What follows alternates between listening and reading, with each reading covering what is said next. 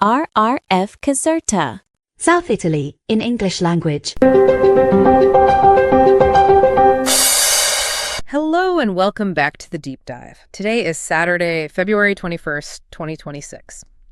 And I have to be honest with you, looking at the stack of sources we have on the desk today, it feels like my brain is trying to process two completely different planets that just happen to occupy the same exact space on the calendar. Yeah, it really is a day of absolute extremes. It's almost, it's a split-screen reality. Yeah. You look at one headline, and you're in a massive celebration, and then you look at the next, and you're in a tragedy, and they are happening simultaneously. Exactly. It's a bit schizophrenic. Yeah. On one side of the screen, you have the entire world tuning in to the Milano Cortina Winter Olympics in Italy. You know, it's the peak of human performance. It's glitz, it's snow, it's gold medals. And then you swipe your thumb just a little bit to the east, and you have a completely different kind of winter, one marking a very grim anniversary. That's right. We are exactly 4 years into the full-scale invasion of Ukraine. And the winter there isn't about skiing records or sponsorships.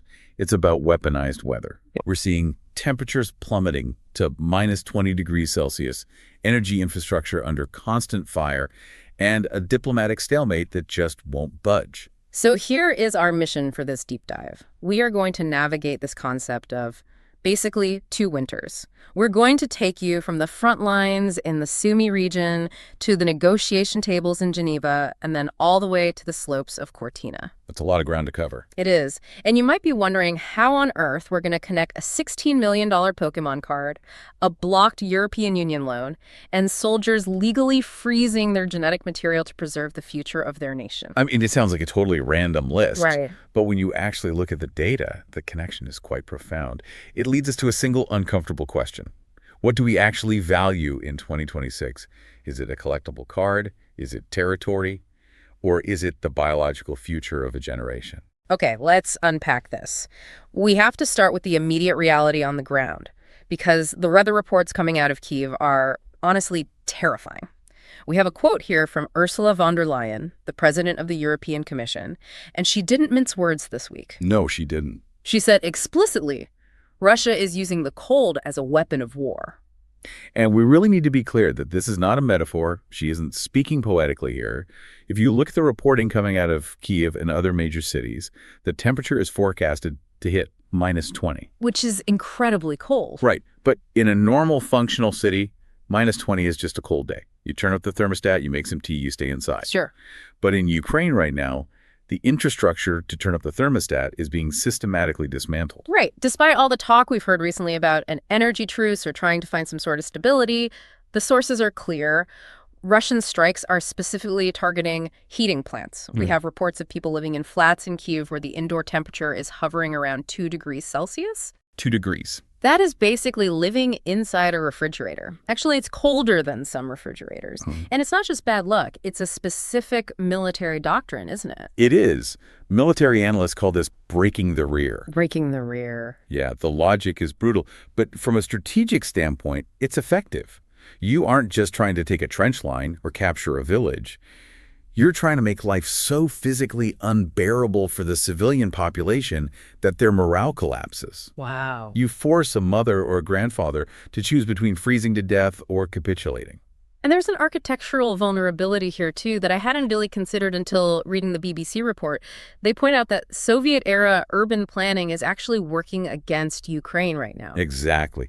These cities were built for absolute efficiency under a centrally planned economy. So they rely on massive centralized heating plants that pump heat to thousands of apartments at once. Right. In peacetime, that's great. In war, it's a single point of failure. You don't need to bomb every single house. You just bomb the one plant, and suddenly 10,000 people are freezing. It turns the city's own infrastructure into a trap. So you have civilians freezing in the cities. Meanwhile, the military situation, specifically in the Northeast, seems to be extremely chaotic right now. We have some conflicting reports coming out of the Sumy region. This is really the fog of war in real time. It really is, and we have to be very careful with sources here because information is literally part of the warfare. There's a report from the Russian security agencies circulated by TASS and then picked up by La Repubblica in Italy. They're claiming that the Ukrainian assault regiment known as AIR, specifically the 253rd, was, and I quote, annihilated near Pokrovka. Annihilated. I mean, that is an incredibly strong word for a military communique. Usually you see things like repelled or neutralized. Yeah, it is the exact word they use, though, annientato in the Italian report. The Russian claim is that this unit tried to counterattack and was wiped out by massive fire. Now, obviously, this is the Russian narrative. Right, we haven't seen independent verification. Exactly. But even if we take it with a grain of salt, it highlights the intensity of the fighting in the Northeast. There was a perception for a while that things had completely stalemated, but this shows it's very hot militarily, even if it's freezing physically. And the violence isn't contained to the front lines anymore. I was reading about what happened in Kyiv at 4 a.m. this morning. Ballistic missile alarms, explosions rocking the capital. But what stood out to me even more, and frankly what worried me more, was the incident in Lviv. Yeah, the Lviv incident is a significant psychological shift. You really have to understand the geography. Lviv is way out in the west, right near the Polish border. Right. For 4 years, it's been the rear guard, the safe haven, the place where diplomats meet and refugees stop before crossing into the EU. But Mayor Andriy Sadovy reported an explosion that he is flat out calling a terrorist act. And this wasn't a missile strike from the sky, right? It wasn't an air raid. No, reports suggest it was an explosion right on the ground. It killed a policewoman and injured 14 others. The police said their agents were killed or injured while arriving at the scene. That's horrifying. It changes the landscape entirely. If Lviv isn't safe from sabotage or terrorism, then nowhere is safe. It brings the war into the cafes and streets of the safest cities. It makes the danger feel omnipresent, which actually connects to something else in our stack today. President Zelensky's video statement regarding mercenaries. He mentioned the security services neutralized a group plotting assassinations of high-profile figures. It suggests an intelligence war is raging inside the country. You have the trench war in the east, obviously, but you also have this shadow war of assassination plots and sabotage deep inside Ukrainian territory. Right. It creates an atmosphere of total paranoia. You can't just worry about the shelling.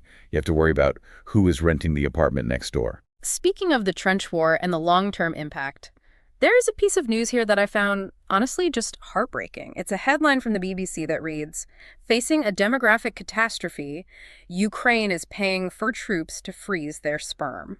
This is one of those developments that just stops you in your tracks.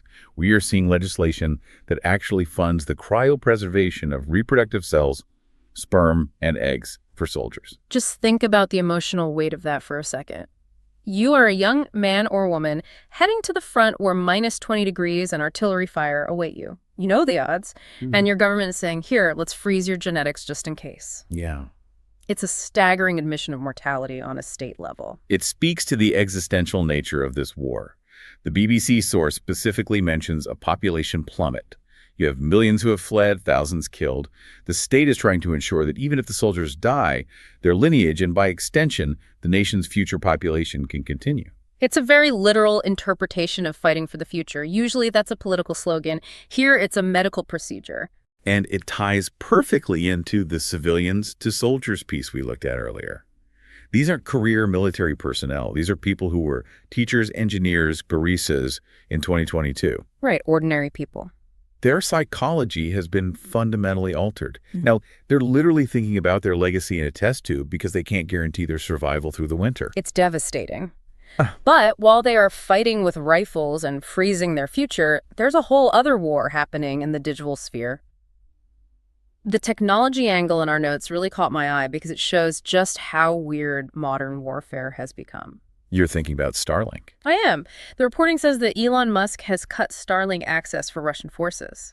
This is a massive deal. For a long time, there were reports and complaints that Russian troops were managing to use Starlink terminals, probably captured or bought through third parties, to coordinate their attacks. Right. If Musk has effectively geofenced them out, that's a game changer. It gives Ukraine a significant communication edge back at the front. But step back for a second. It's wild to think that a single private individual, a CEO, can just flip a digital switch and alter the balance of a global conflict involving superpowers. It is the reality of the 21st century. Sovereignty is now completely intertwined with corporate policy.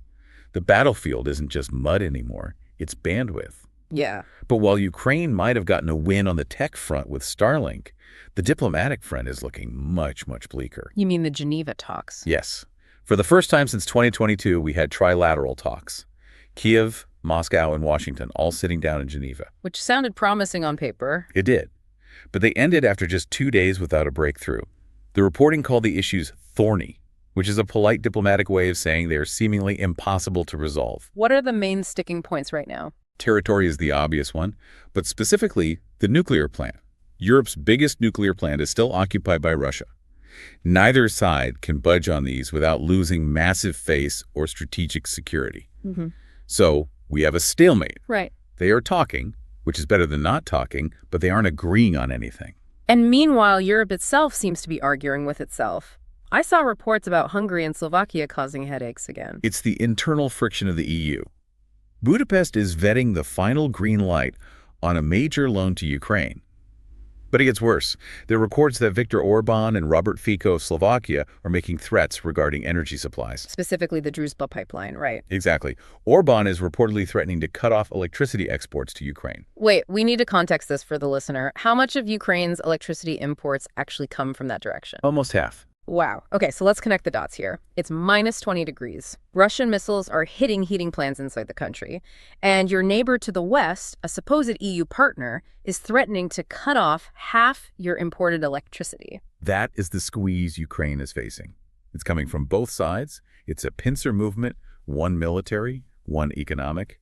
And just to add a cherry on top of this global chaos Sunday, we have news that Donald Trump has decided to raise global tariffs from 10% to 15%. Which just makes everything more expensive for everyone. Aid, logistics, survival gear. Exactly. The global economic environment is becoming more hostile, which inevitably hurts nations that are relying on external support like Ukraine. It means every dollar of aid buys less. Okay, this is heavy. It is incredibly heavy. But remember, we started this deep dive by saying this is a tale of two winters. So I want to pivot. I want to take us from the freezing trenches of Sumy and the dark apartments in Kyiv to the snowy peaks of Italy. The Milano Cortina Olympics are happening right now. And if you can ignore the rest of the world for a moment, from a sporting perspective, it's been historic. Absolutely. The king has been crowned. Norwegian skier Johannes Høsflot Klæbo. He is now the absolute champion of the 2026 Olympics. He's solidified his status as the most titled athlete in Winter Games history. It's a testament to human physical potential. When you strip away the politics, watching someone like Klæbo operate is it's art. It's what the Olympics are supposed to be about, pushing the human body to its absolute limit. And we saw Canada taking gold in curling and Finland absolutely crushing Slovakia for the bronze in hockey. That was a rout. Complete dismantling on the ice. But, and here is where it gets really interesting, even at the Olympics, you can't escape the war. The two winters collided. There was a moment that really bridged these two worlds for me. The Ukrainian skeleton athlete, Vladislav Hraskovich. Yes, this is a powerful statement. Describe his helmet for the listeners who haven't seen the photos, because this wasn't just a fashion choice or a cool design. No, it was a memorial. Instead of a national flag or a sponsor logo, his helmet is covered with images of dead athletes, fellow Ukrainian athletes who've been killed since the invasion began. And the slogan on it reads, "Remembrance is not a violation." Remembrance is not a violation. That gives me chills. He's competing on the world's biggest stage, surrounded by celebration and commercialism, but he's literally carrying the ghosts of his teammates on his head. It disrupts the narrative. The Olympics tries very hard to be this apolitical bubble of peace. They want us to focus on the medals. But Hraskovich is forcing the audience and the organizers to acknowledge that while they are cheering for sport, his peers are dying in uniform. Yeah. It's a very effective silent protest. It forces you to look at the uncomfortable truth. Now, speaking of bubbles and speaking of uncomfortable truths, we have to talk about the economy. Or rather, the surreal nature of value in 2026. Because while we've been talking about blocked loans for survival and electricity cuts, there was another piece of news that dropped today. I think I know what you're about to say. Logan Paul. Logan Paul. He sold a Pokemon card, a Pikachu Illustrator card. Do you know how much for? I saw the number $16 million. $16 million. For a piece of cardboard with a cartoon mouse on it. It really highlights the absurdity of wealth distribution, doesn't it? We just spent 10 minutes discussing how Kyiv is struggling to keep heating plants running, how a loan from the EU is being blocked by Hungary, which could mean life or death for thousands. Right. And simultaneously, in the exact same global economy, $16 million changes hands for a collectible. It's mind-boggling. You could probably power a small Ukrainian city for a winter with the price of that Pikachu. Probably. It speaks to where capital flows when the world is unstable. People put money into tangible, rare assets, even if those assets seem ridiculous to us. But the contrast, the juxtaposition of freezing soldiers preserving their sperm because they might die tomorrow versus a YouTuber selling a trading card for a fortune, that is the definition of the year 2026. It's a fractured reality. We did have one small, slightly more grounded nod to tech history in the stack today, too. The creator of the Windows Task Manager showed off what the utility would look like today if he was still at Microsoft. A little nostalgia amidst the chaos. A reminder of a simpler time when our biggest problem was a frozen computer, not a frozen country. So let's synthesize this. We've covered a massive amount of ground today. We've got the triumph of Claybo in Italy, the tragedy of the Lviv explosion, the high-stakes tat warfare with Starlink, and the freezing cold of Kyiv. What is the through line here? What connects all these dots for you? I think the takeaway is that war fatigue, which everyone talks about, is dangerous. We see it in the Geneva talks ending without a breakthrough. The world is tired, but the conflict hasn't stopped. It has evolved. Right. It's no longer just about tanks moving across a field. It has become a war of demographics. It's a war of energy infrastructure. It's a war of private technology platforms. And it's a war of endurance, not just physical endurance against the cold, but existential endurance. Precisely. Ukraine is fighting to physically exist in the future, hence the sperm banks. That is the ultimate long-term planning. Russia is fighting to break the will of the population right now, hence the heating strikes. And the rest of the world? Well, the rest of the world is split. Some are watching the skiing, some are trading Pokemon cards, and some are arguing over tariffs. It really is a tale of two winters. One where you worry about the wax on your skis, and one where you worry if your children will ever be born. That's the reality of February 21st, 2026. I want to leave you with a thought today. We talked about the soldiers freezing their genetic material, literally putting their future on ice because they don't know if they'll survive the week. And we talked about that $16 million card. It's a haunting image to put those side by side. It is. We have a generation that is frozen in two ways. Soldiers frozen in the trenches at -20 and a biological future frozen in cryobanks. So as you go about your Saturday, maybe ask yourself, in a world where a trading card costs $16 million, what is the price of keeping a nation warm? And what is the price of looking away? Thanks for joining us on this deep dive. Stay curious, stay informed, and we'll catch you next time. RRF Caserta. South Italy in English language.